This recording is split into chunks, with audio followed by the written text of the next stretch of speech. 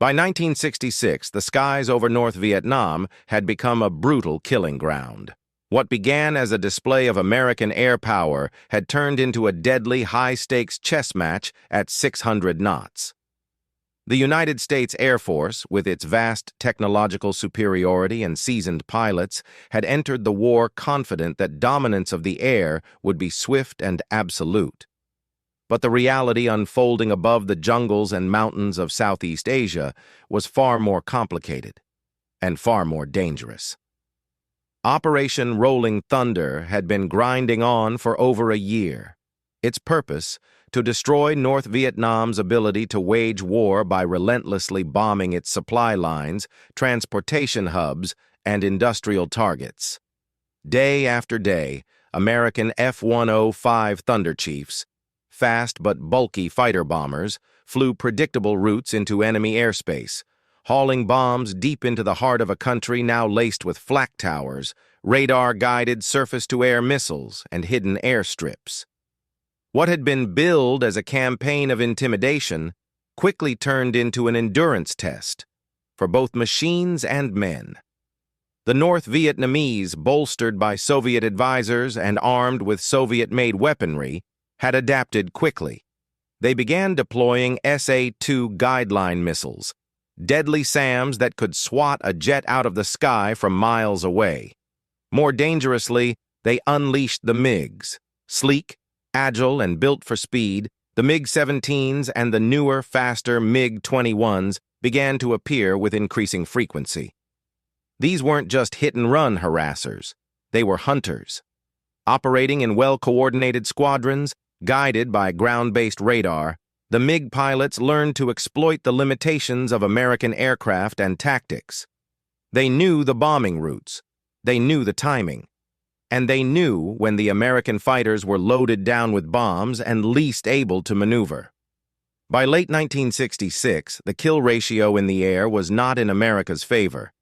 The U.S. was losing aircraft, and more importantly, pilots, at an alarming rate. Morale dipped. Confidence in the command structure eroded. Every mission into the north meant threading a needle through a storm of missiles, flak bursts, and waiting MiGs. And as the enemy adapted, it seemed U.S. strategy had not. That's when Colonel Robin Olds stepped into the fray.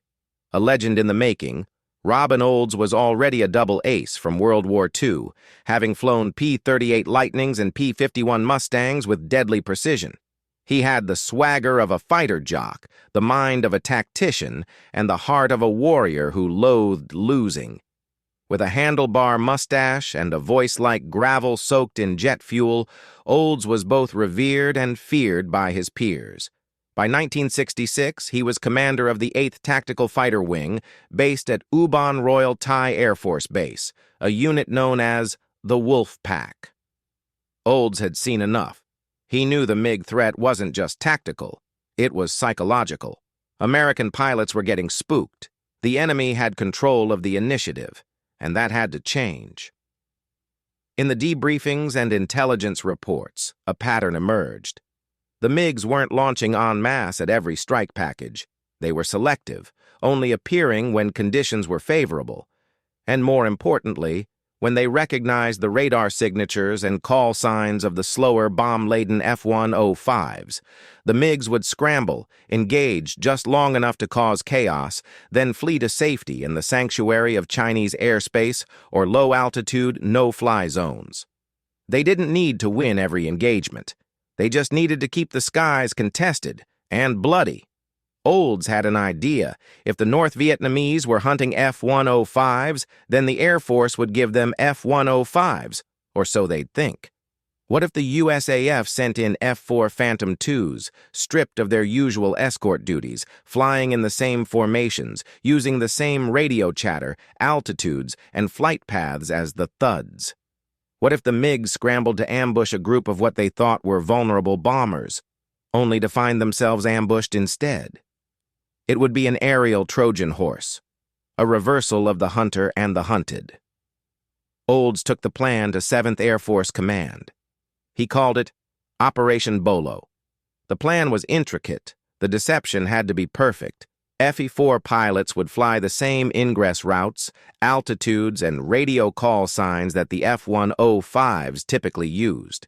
Even their electronic countermeasure pods, QRC-160 jamming pods, normally found only on Thunderchiefs, were rigged and installed on the Phantoms to fool enemy radar. From the ground, from the air, from every angle, they would look, sound, and fly like thuds. But that was only half the challenge. The other half was timing.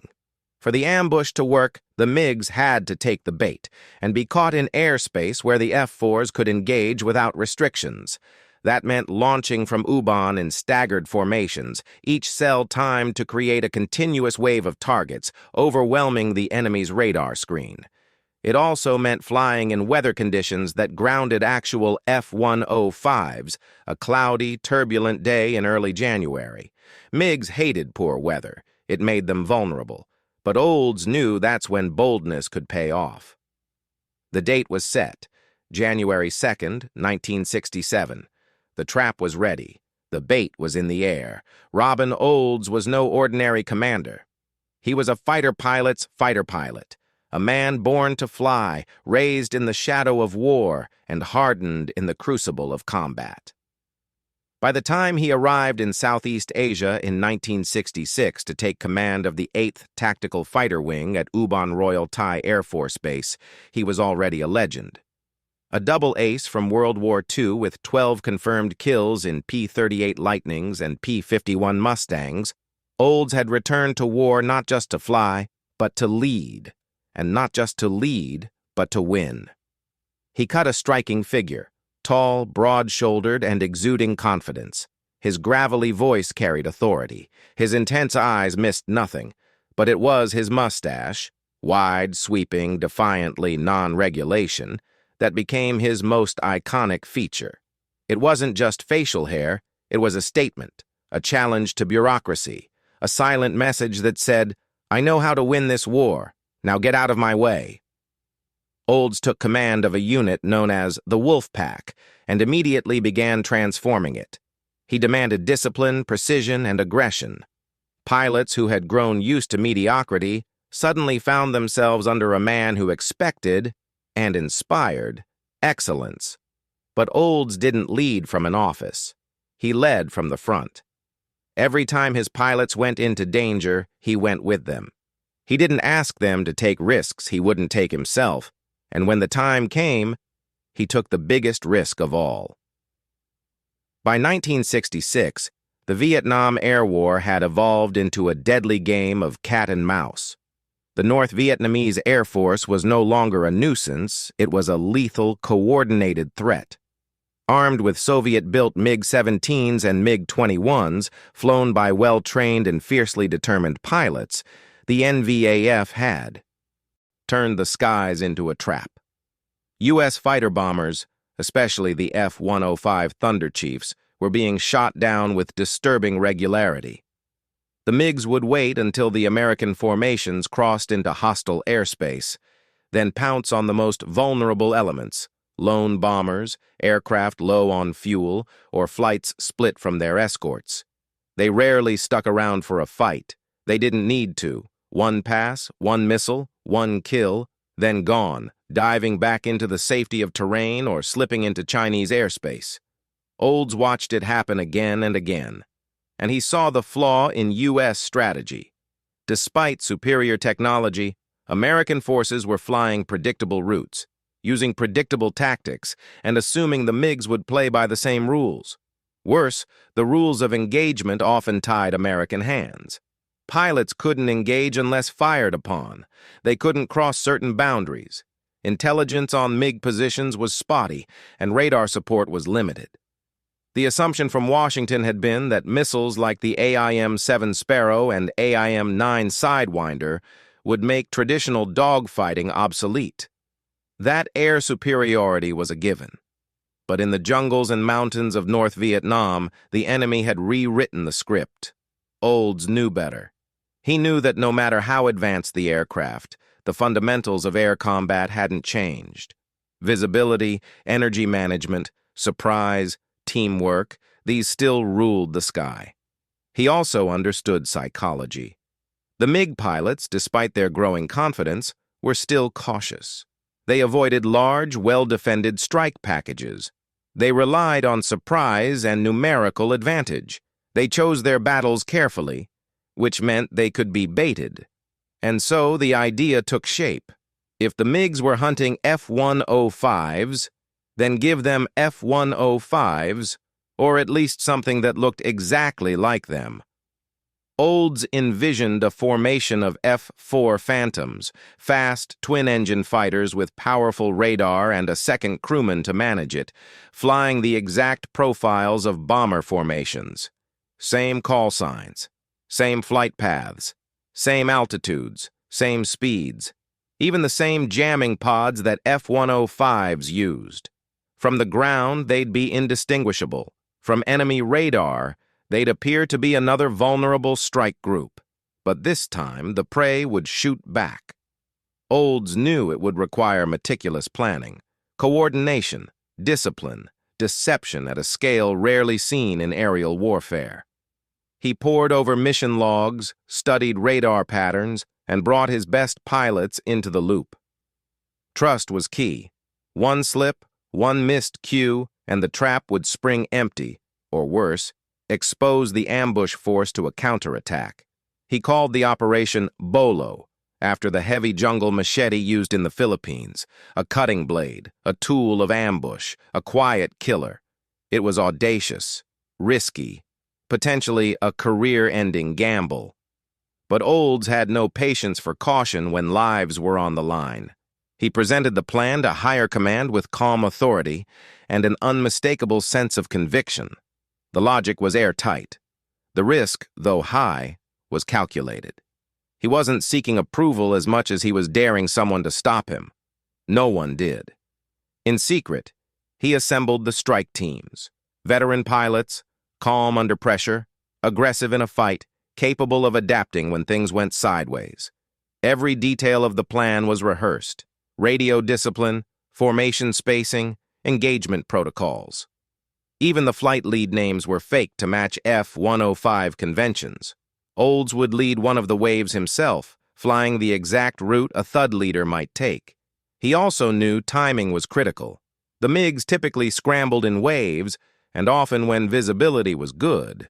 So Olds picked a date when the weather was marginal, grounding actual F-105 missions but still flyable for the more capable F-4s.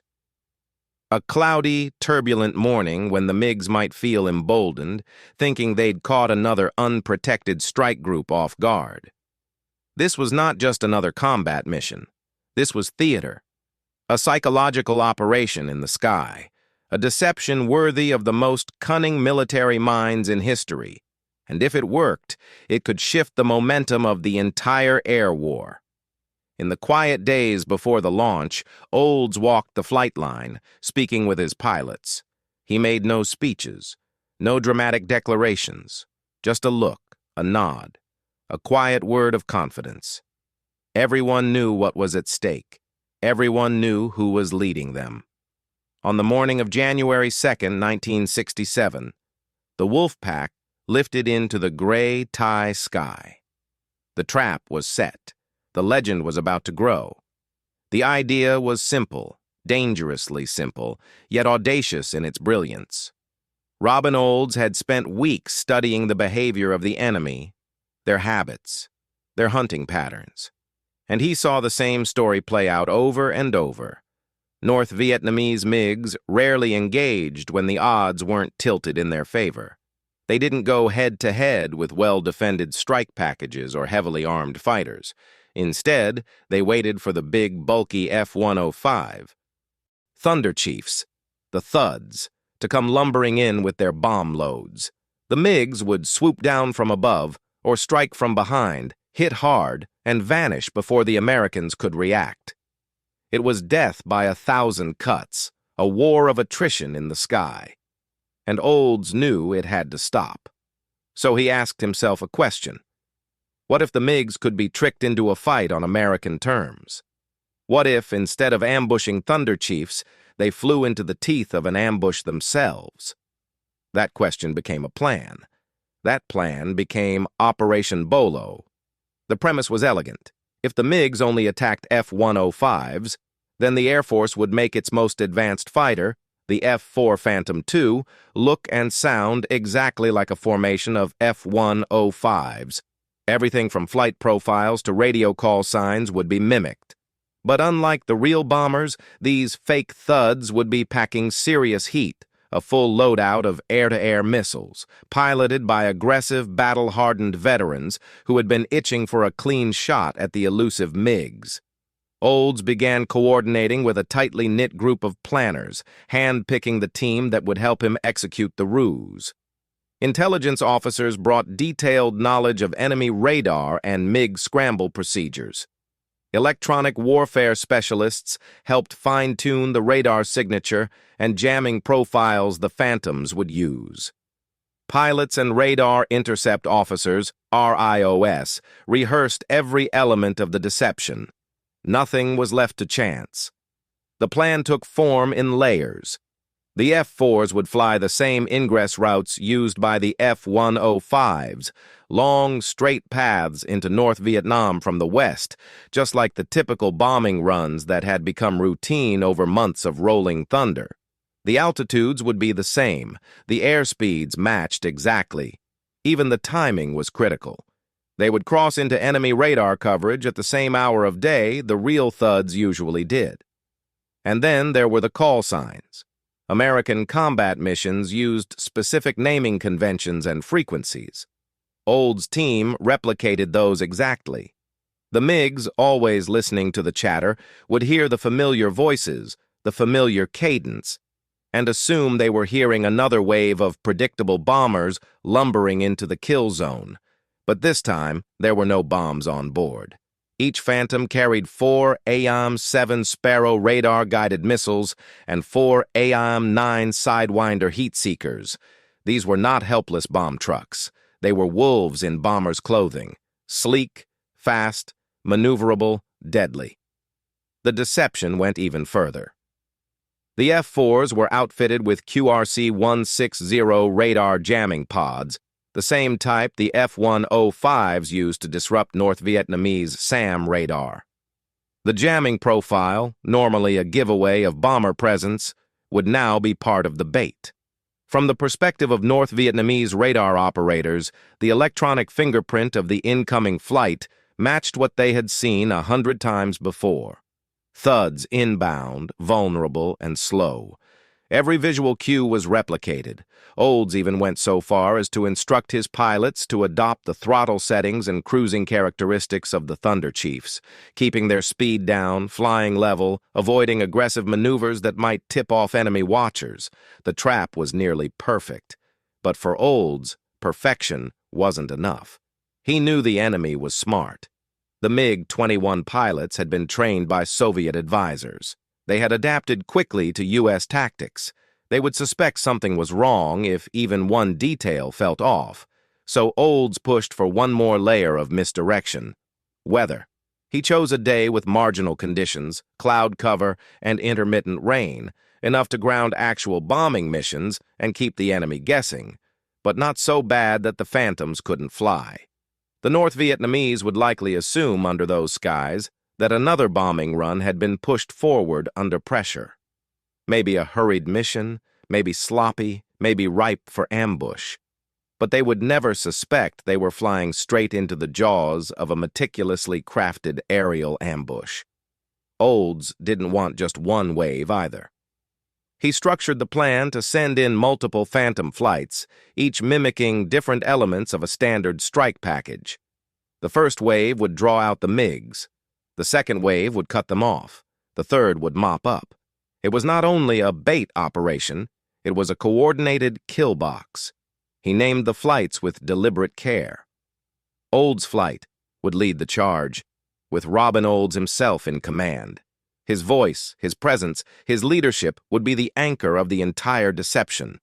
Other flights, Ford, Rambler, Pinto, would follow, each assigned specific engagement roles with strict radio discipline and designated firing zones to prevent friendly fire.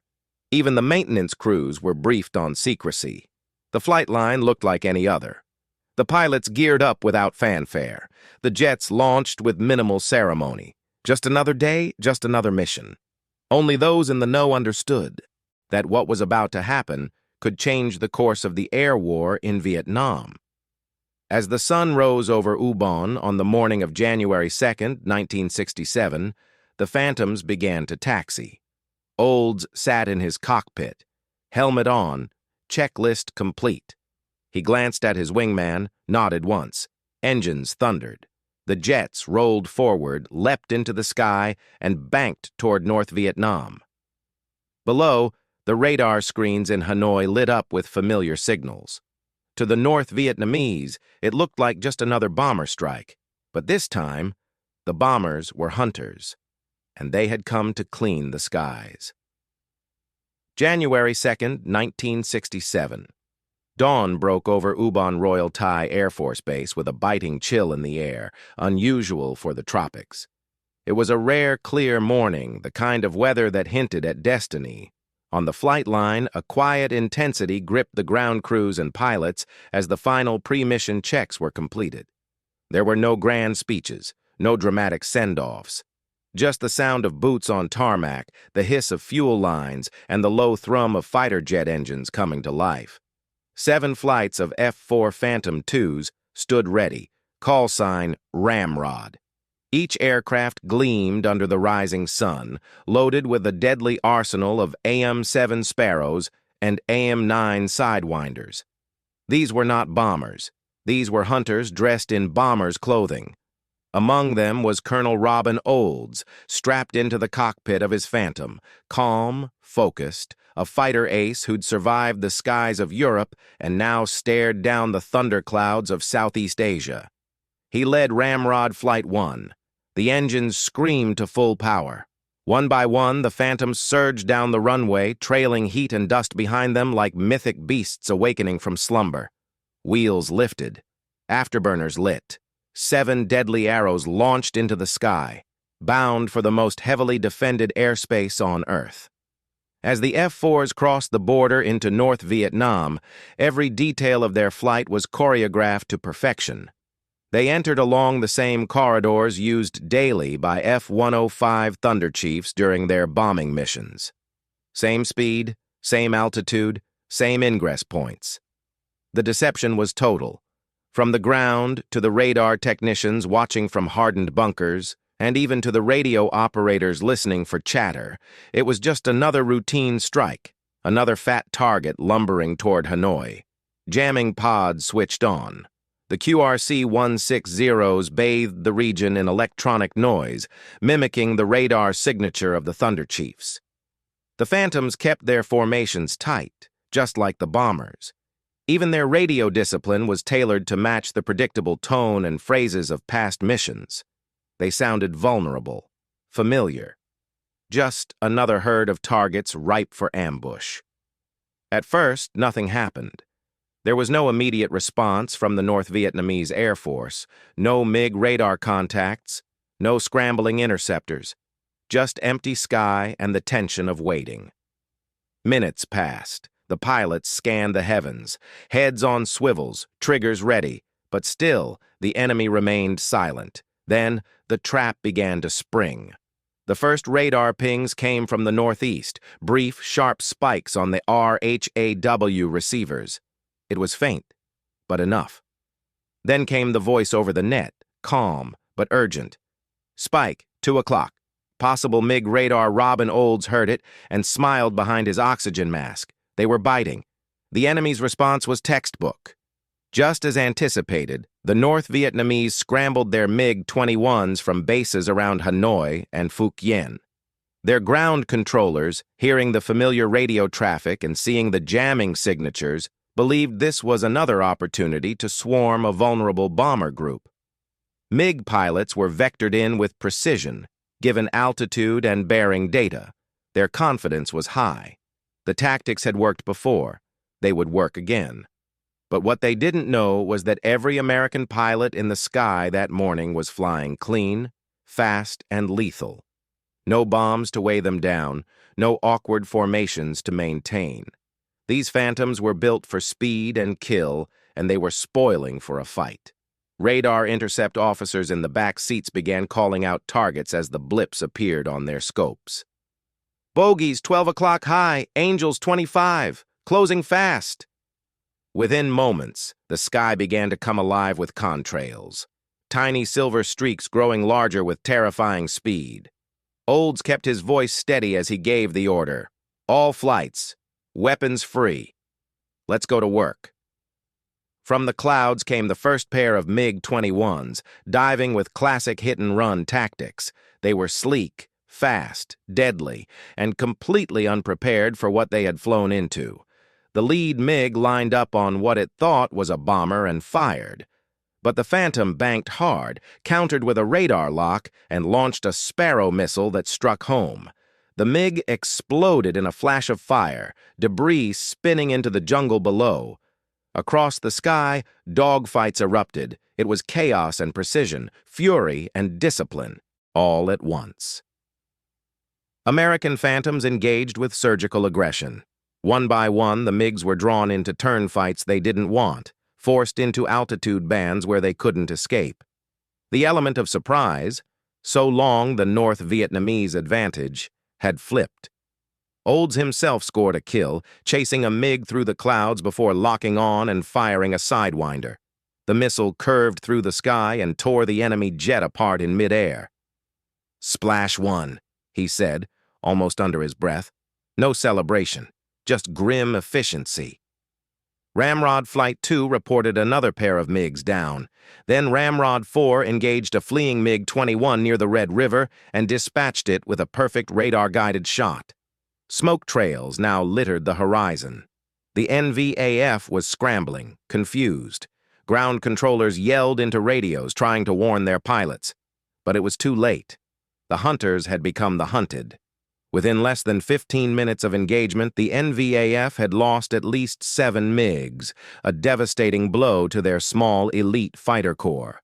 More importantly, they had walked straight into a tactical deception that shattered their confidence and disrupted their operational playbook. For years, American air crews had suffered under an enemy that fought on its own terms. On January 2, 1967, the tables turned.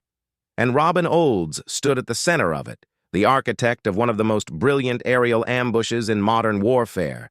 The Phantoms began to reform, low on fuel, but high on adrenaline. The enemy had been mauled. No U.S. aircraft were lost in the fight, a miracle by any measure. As they turned south and crossed back into friendly airspace, the radios finally crackled with a more relaxed tone. Some laughter, some relief, but mostly a quiet understanding of what had just happened. Operation Bolo wasn't just a victory, it was a message. The skies over North Vietnam were no longer a safe hunting ground for the MiG.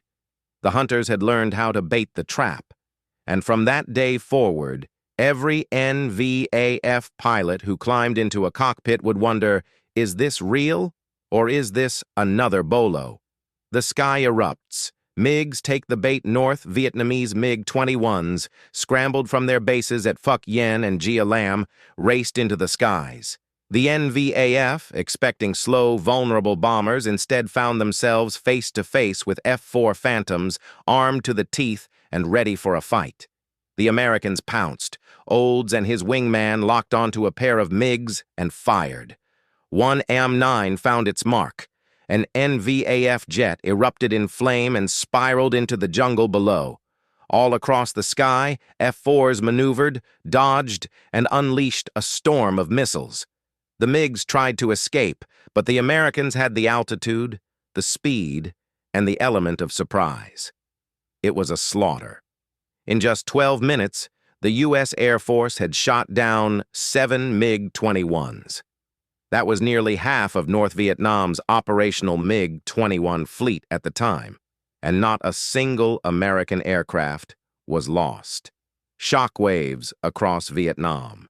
The results of Operation Bolo sent shockwaves through both sides of the conflict.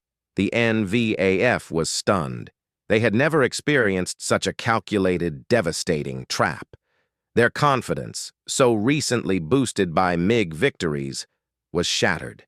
In the days that followed, the skies over North Vietnam were eerily quiet. The MiGs were grounded. American strike aircraft operated with more freedom, at least temporarily. For the U.S. Air Force, the mission was a triumph. It restored faith in the capabilities of air superiority and proved that good tactics, deception, and bold leadership could still dominate in the jet age. Colonel Robin Olds became a legend. The tactics behind the Triumph operation. Bolo succeeded because of meticulous planning and daring execution. Among the keys to its success: electronic warfare, deception. F-4s used the QRC-160 jamming pods normally carried by F-105s, fooling enemy radar. Flight profiles. The Phantoms flew the same ingress routes, speeds, and altitudes as F-105 bombing runs. Timing. The mission was timed to coincide with the usual F-105 schedule, reinforcing the illusion. Radio discipline. Pilots mimicked the voice procedures and call signs of bomber flights. Formation. Flying. Even the way the Phantoms flew in formation was designed to appear bomber-like on radar. Everything was a lie, and everything worked. Robin Olds and the culture of air combat. Olds wasn't just a fighter ace. He was a leader who understood morale, psychology, and the importance of adapting to a cunning enemy. He pushed for better training, realistic combat exercises, and smarter tactics. He also questioned the over-reliance on technology, especially the belief that air-to-air missiles made traditional dogfighting obsolete.